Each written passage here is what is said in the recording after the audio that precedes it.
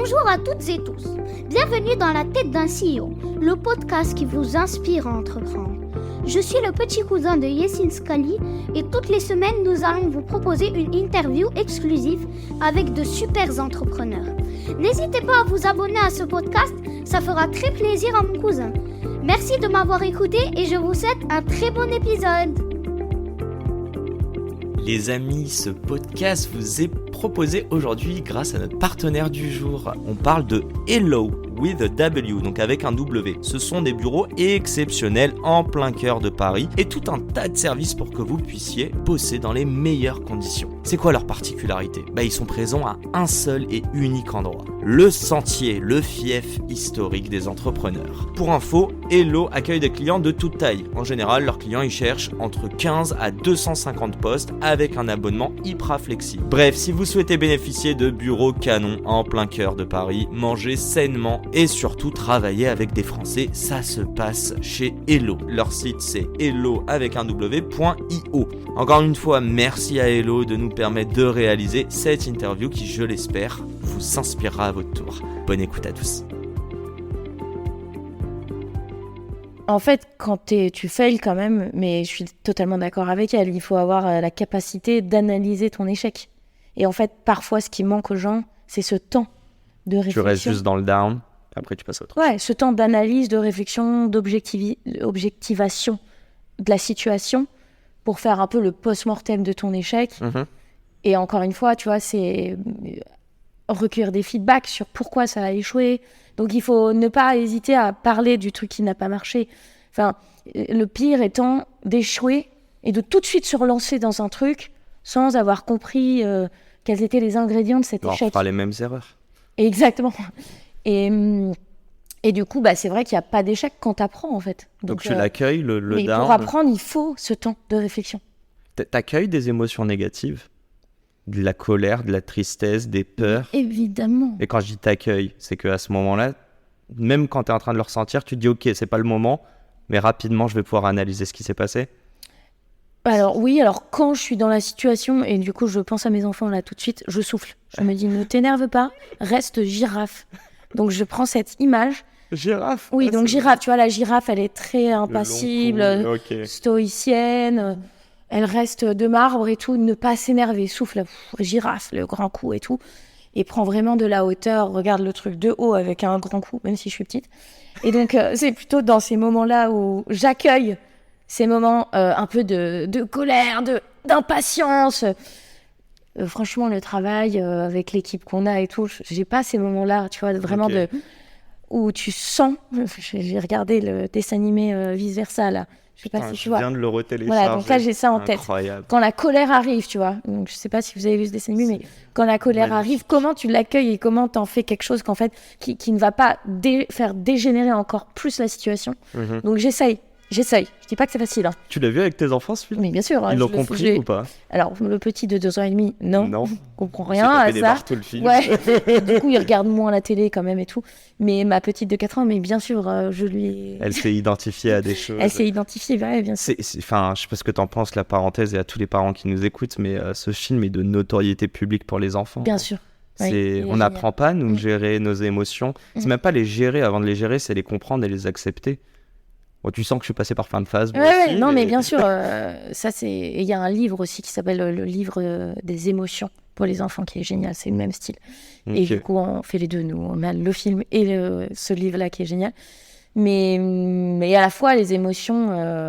Là, on est dans les émotions un peu négatives, la colère, la peur, le doute. Mais ces émotions aussi très négatives, c'est parfois le plus grand moteur des gens pour te faire tenir quand ça va pas. Et c'est souvent là qu'il y a un déclic après. C'est souvent là qu'il y a un déclic, c'est souvent là qu'il y a un trauma. Dans l'enfance, tu vois, c'est toujours dans l'enfance en fait. Tu me voles mes questions là déjà. Ouais, pardon. Aïe. Désolée. Je la laisse pour la fin. Ok. On va parler de tout ça. Je veux juste revenir à un truc business. Non, j'ai quand même une question qui est bizarre à te poser. Est-ce que tu as culpabilisé lorsque Alex a pris du temps pour toi, pour t'aider à rebondir ? Et quand je dis culpabiliser, est-ce que tu as été capable de lui rendre ? C'est une super question. Jamais j'ai culpabilisé. Absolument pas, parce que c'est mon mari. Et puis, quand même, tout ce que je fais pour lui, je veux dire, il est gagnant. Hein, déjà 2 enfants, attends, c'est ça pas va, mal. quoi. Alors, loin de moi l'idée de culpabiliser quand il m'aide, parce que je l'aide sur plein de trucs. Mais tu t'es posé la question et t'essaies de lui rendre. En fait, oui.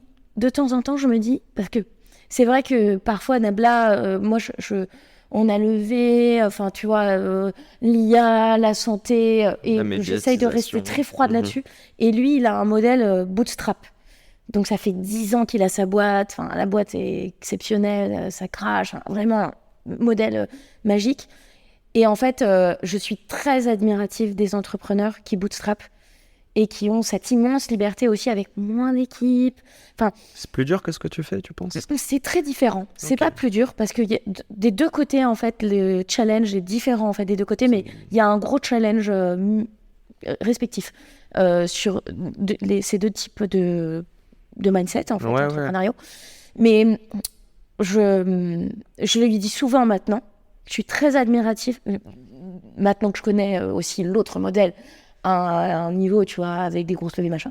Je suis très admirative de ces entrepreneurs qui vont, tu vois, construire brique par brique avec une attention extrême à tout, leur petit bout de chemin et leur petite entreprise pour que ça perdure longtemps. Donc voilà, c'est ça que souvent maintenant je lui dis et dont j'avais pas forcément conscience il y a quelques années. Mais il le savait, je pense. Il le savait, sinon il aurait vu que ses conseils et son coaching n'auraient pas marché, je pense, avec toi. Oui, c'est clair. Oui, il le savait. Dédicace, Alex. Ouais. Allez, grand plaisir. Bon, juste une petite question, il est midi 8, 9. Tu veux finir à quelle heure? C'est toi qui me dis. T'as faim. Non, mais pour les auditeurs, il faut que ça soit court.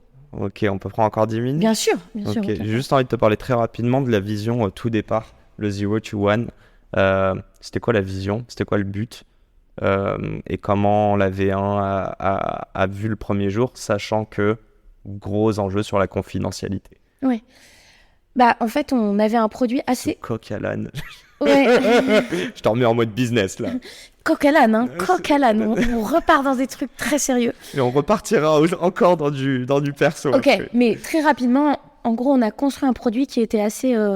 transversale, horizontale. Donc, c'était une plateforme tech qui permettait aux médecins de faire du soin digital. Okay. On s'est dit, on va faire cette plateforme parce qu'il faut qu'on opère du soin, qu'on ait des médecins qui utilisent la tech, un gros volume de patients. Donc, il y avait 30 000 patients sur cette plateforme, etc. Et donc, en fait, on a décidé de ne faire que Nabla Copilot, le produit dont j'ai parlé au début, suite au feedback des professionnels de santé qui nous disaient en fait c'est bien votre plateforme mais j'ai déjà un module de calendrier, de téléconsulte. En revanche ça me sauverait la vie et je ne veux que ça. Et donc en gros, pour répondre à ta question de manière un peu plus générale, je l'ai un petit peu dit en pointillé, mais c'est en construisant un produit, un MVP qui était certes un peu généraliste dans la santé quand même sur du soin digital. Mais donc en construisant cette plateforme et en interviewant nos users, qui étaient les professionnels de santé, qu'on a compris qu'un module de cette plateforme allait trouver un go-to-market certain et beaucoup plus rapide, etc. Donc, pour répondre à ta question, le 0 to 1, ça a été construire un MVP, interviewer nos users et se spécialiser, tu vois. Tu l'as intellectualisé avant ça ou tu l'as fait au fur et à mesure? Non, mais comme on faisait de la santé, on s'est dit, il n'y a aucun de nous trois qui est médecin. Donc, il faut qu'on ait beaucoup de users qui utilisent notre tech pour vraiment faire un produit personnalisé, tu vois, customisé à leurs besoins.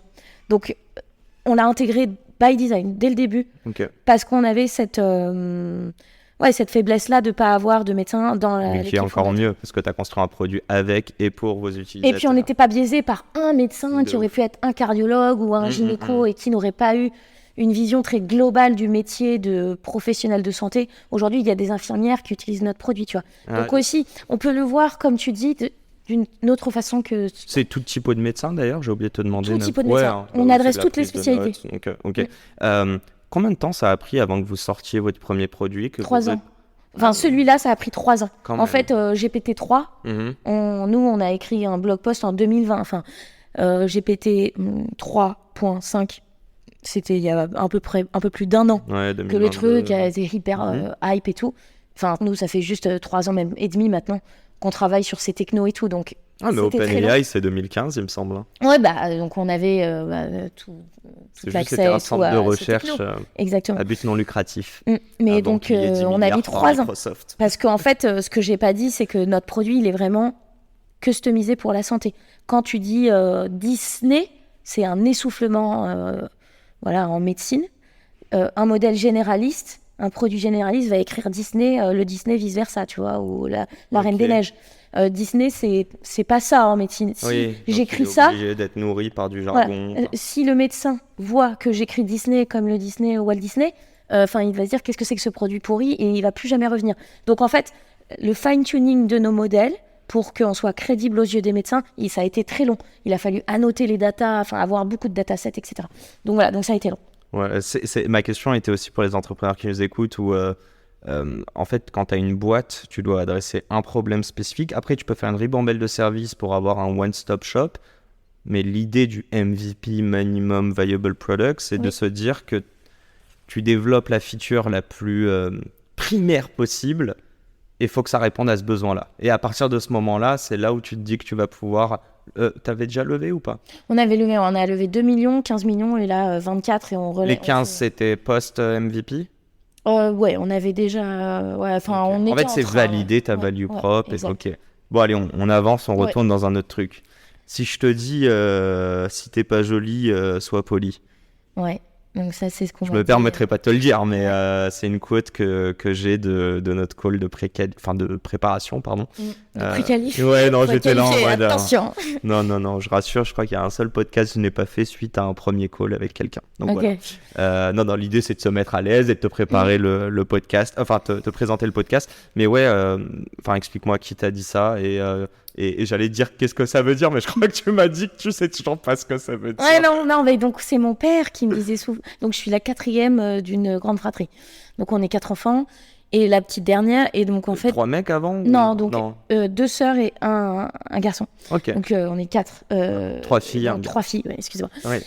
Et donc mon père souvent me disait, en gros ça voulait dire tais-toi quoi. S'il te plaît, tais-toi, quoi. Donc, c'était des grandes tablées à Noël, aux fêtes et tout. Et on me disait souvent, on dessine, si t'es pas jolie, sois poli. Et je ne comprenais pas pourquoi on me disait ça sur un ton pas très sympa. Donc, ça voulait dire, déjà, t'es pas jolie. Et en plus, sois poli. Et sois poli, ça voulait dire, s'il te plaît, en fait... ferme ta gueule. En fait, voilà, s'il te plaît, non, n'interviens pas. C'est un sujet de grand. Et c'est vrai que... Récemment, j'essaye d'équilibrer un peu, tu vois, on parlait de santé mentale. J'ai vu une de mes très bonnes amies et qui m'a dit, je vais t'aider à souffler, à prendre du temps pour toi. Et aussi, on va faire un dessin de quand t'étais petite. Et j'ai fait un dessin de quand j'étais petite. Et en fait, donc après un peu sa séance un peu de sophro, tu vois. Et j'ai pas dessiné de bouche. Et elle me dit, mais tu te rends compte que ton dessin, et j'ai pas du tout fait exprès. Il n'y a pas de bouche. Et c'est vrai que je pense que le driver un peu de mon enfance, c'est qu'on m'a souvent dit tu peux aller au bout de la table, ne parle pas, toi tu suis, on me paumait, tu vois, quand on faisait des... Pas écouter, pas considérer. Ouais, ça, et du coup, je me suis forgé un peu une personnalité en me disant, au fur et à mesure que je vais grandir, si, je vais avoir ma place à la table, et je vais pouvoir dire des choses intelligentes, etc. Et je pense que les plus grands drivers des gens, souvent, ça vient un peu... C'est pas un grand trauma, soyons honnêtes, tout va bien. J'ai pas eu une enfance malheureuse, loin de là. J'étais très privilégiée, mais c'est vrai que depuis toujours, en fait, il a fallu que je suive, et au ski, les premiers, mes parents étaient profs, et donc j'ai 12 ans de différence avec ma grande sœur. Et il fallait que je suive des profs de ski, et j'avais 4 ans, tu vois, 4-5 ans. Donc, et j'avais qui vlante, qui neige, il fallait aller vite, etc. Et tu vois, c'est des petites choses, mais où on m'a toujours dit, en fait, il faut que ça suive, quoi, Delphine. Et puis surtout, tu te plains pas. Et le ski, c'est un peu un sport, quand même, difficile, quoi. En fait, les meilleurs skieurs, c'est ceux qui savent skier quand il fait très, très mauvais. C'est toujours ce qu'on m'a dit petite. Donc, il faut s'entraîner quand il fait très, très mauvais. T'as les mains gelées, t'es trempé, c'est pas sympa, tu vois. Et il faut se lever tôt, tu vois rien, c'est brouillard, etc. Et je pense que c'est c'est ce décryptage-là psychologique des gens, parfois qui explique les drivers les plus puissants. J'ai 1000 exemples historiques, tu vois. Michelle Obama, que je trouve exceptionnelle, elle vient de Chicago, des quartiers sud. Son père avait la sclérose en plaques, était dans les usines, tu vois, de Chicago. Ray Charles, il était aveugle, c'est quand même le plus grand chanteur qui ait jamais... Enfin, tu vois, je suis une fan absolue de Ray Charles. T'as vu le film? Bien sûr, j'ai vu le film. Incroyable. Il y a Aretha Franklin, c'est pareil, tu vois. Elle s'est fait violer, sa mère est morte, elle avait même pas 10 ans. Et tous ces gens, quand même, et là, bon, je suis pas sur le même terrain, mais Beethoven, son père était alcoolique. Enfin, tous, en fait, tous les génies, si tu cherches, Schumacher, tout petit milieu. Tu vois, dans le sport, c'est pareil. Les drivers les plus puissants, c'est des gens, quand même, qui ont en eux des petites fêlures, plus ou moins grandes parfois. Bien sûr. Et qui, quand c'est difficile, ont besoin de prouver que, en fait, non, ils vont y arriver, tu vois. Et c'est la fin de cet épisode. Si cet épisode vous a plu, n'hésitez pas à nous soutenir en nous mettant 5 étoiles sur les plateformes, en vous abonnant évidemment et en nous laissant des commentaires. Hâte de vous retrouver la semaine prochaine. Ciao!